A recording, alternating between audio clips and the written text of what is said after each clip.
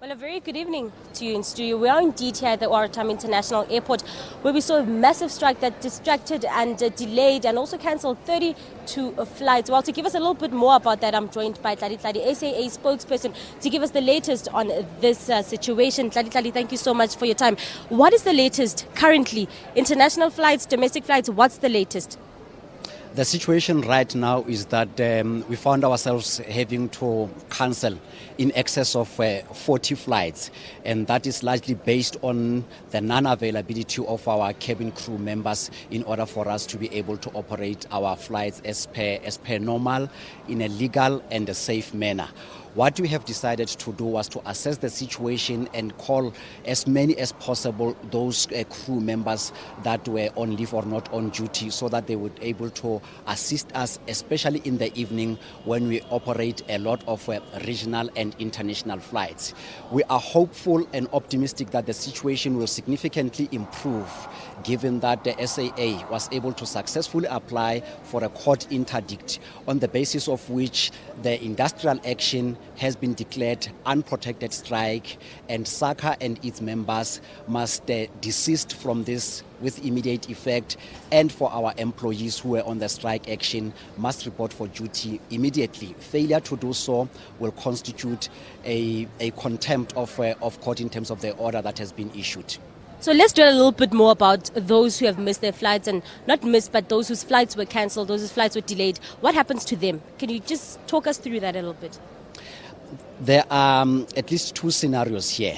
The flights that have been cancelled, in terms of our contingency plans, we were able to make use of the limited number of staff members available to make them operate on the wide-body aircraft, so that we are able to accommodate as many passengers as possible through combining flights, because the wide-body aeroplanes, they have a bigger capacity that accommodate as many people as possible.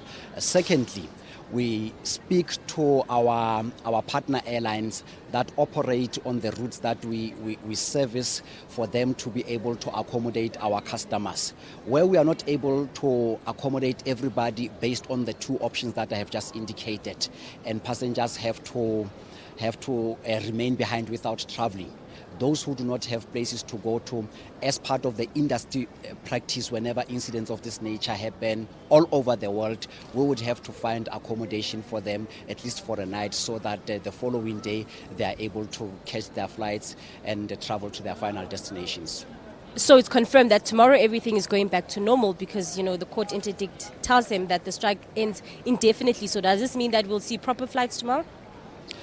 Tomorrow we should be able to operate on the basis of a full staff complement, and that means that we should be able to have all our aeroplanes that will be operating in the sky, clearing the backlog, taking as many people as possible to the destinations that they fly to.